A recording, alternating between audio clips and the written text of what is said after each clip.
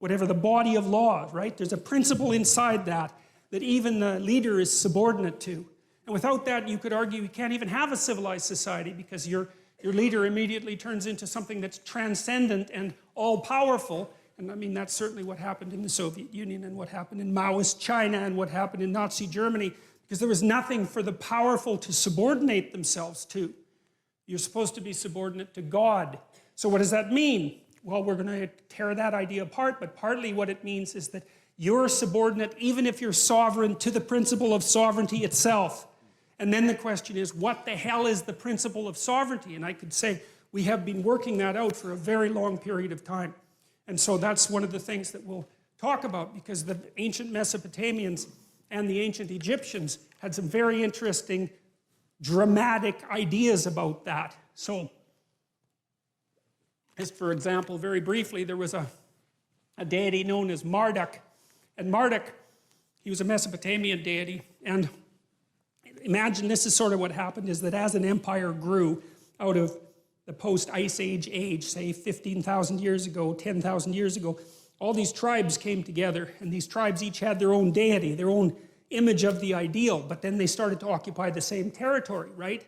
And so then one tribe had God A and one tribe had God B, and one could wipe the other one out, and then it would just be God A who wins, but that's not so good because, well, maybe you want to trade with those people, or maybe you don't want to lose half your population in a war, something like that. So then you have to have an argument about whose God is going to take priority, which ideal is going to take priority. And what seems to happen is that's represented in mythology as a battle of the gods in sort of celestial space, but from a practical perspective, it's more like an ongoing dialogue. You believe this, I believe this. You believe that, I believe this. How are we going to meld that together?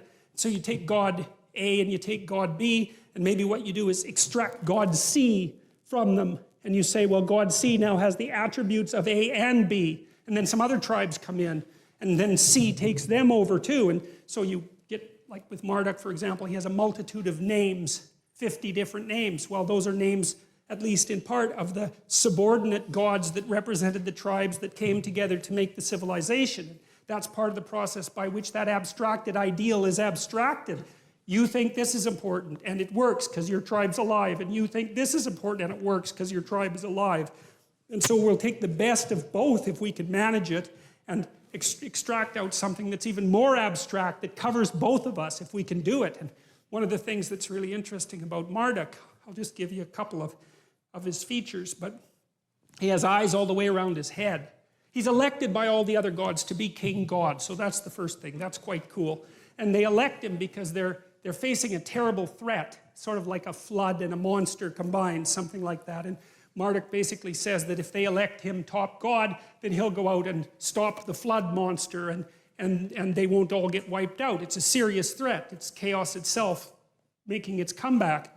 And so all the gods agree. And Marduk is a new manifestation. He's got eyes all the way around his head, and he speaks magic words.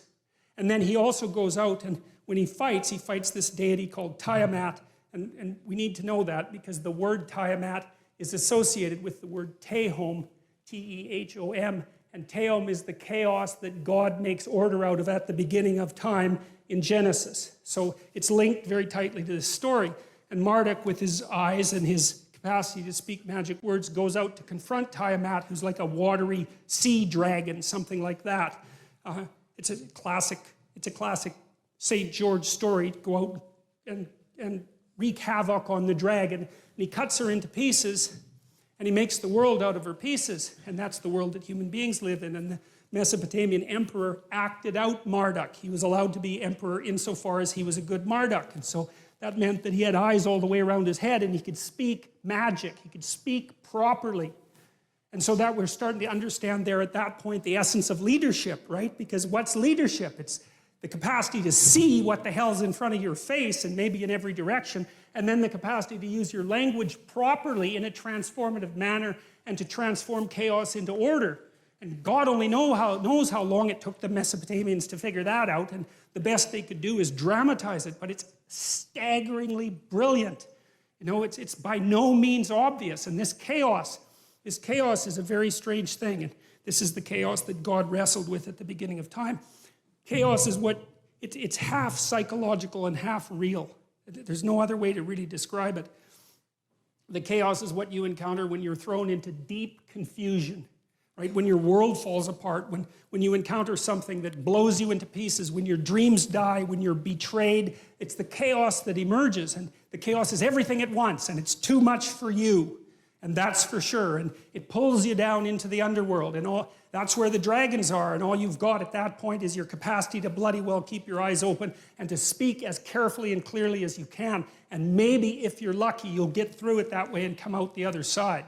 And it's taken people a very long time to figure that out. And it looks to me like the idea is erected on the platform of our ancient ancestors, maybe tens of millions of years ago, because we seem to represent that which disturbs us deeply using the same system that we use to represent like serpentile or other carnivorous predators.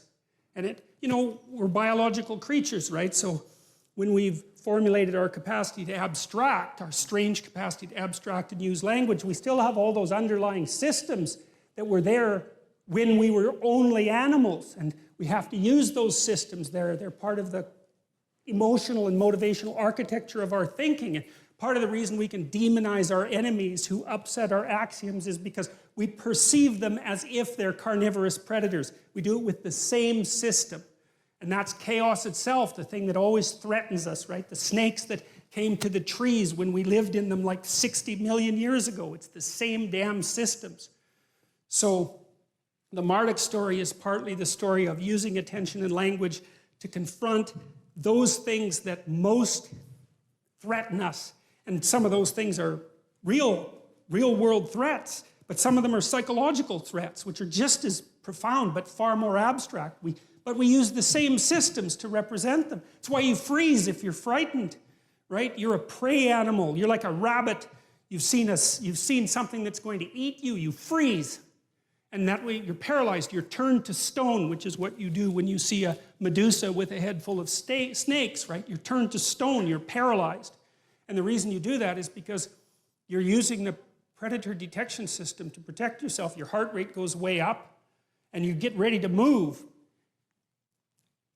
Things that upset us rely on that system. And then the Marduk story, for example, is the idea that if there are things that upset you, chaotic, terrible, serpentine, monstrous, underworld things that threaten you, the best thing to do is to open your eyes and get your speech organized and go out and confront the thing and make the world out of it.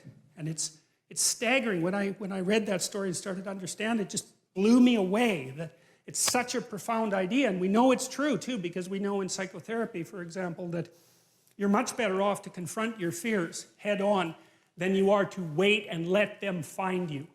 And so partly what you do if you're a psychotherapist is you help people break their fears into little pieces, the things that upset them, and then to encounter them one by one and master them. And so you're teaching this process of eternal mastery over the strange and chaotic world. And all of that makes up some of the background. We haven't even got to the first sentence of the biblical stories yet.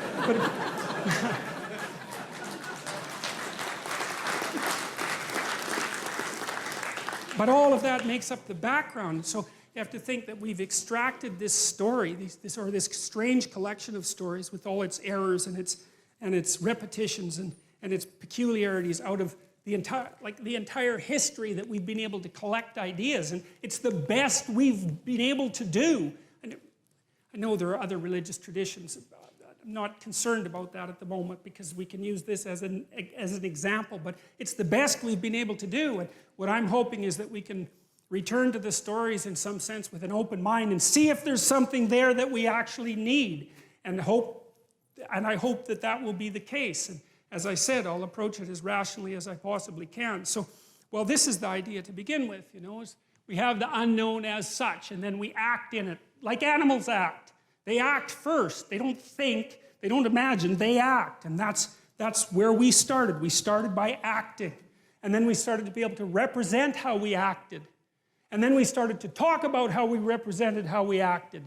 And that enabled us to tell stories, because that is what a story is.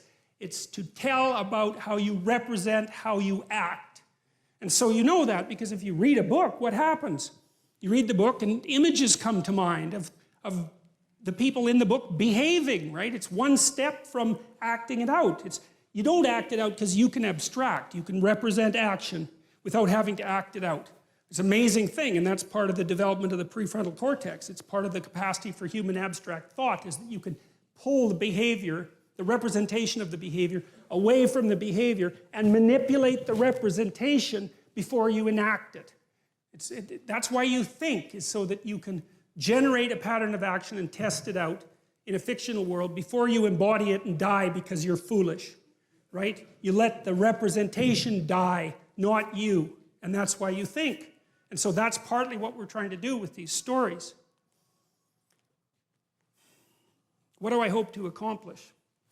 I hope to end this 12-lecture series knowing more than I did when I started. That's my goal, because I said that, you know, I'm not telling you what I know, I'm trying to figure things out, and this is part of the process by which I'm doing that. And so I'm doing my best to think on my feet. You know, I come prepared, but I'm trying to stay on the edge of my capacity to generate knowledge and to make this continually clearer and to get to the bottom of things. And so I'm hoping that that's what I want to accomplish. And it seems like people are interested in that. So then we're going to try to accomplish that together. And so that's the plan. And the idea is to see if there's something at the bottom of this amazing civilization that we've managed to construct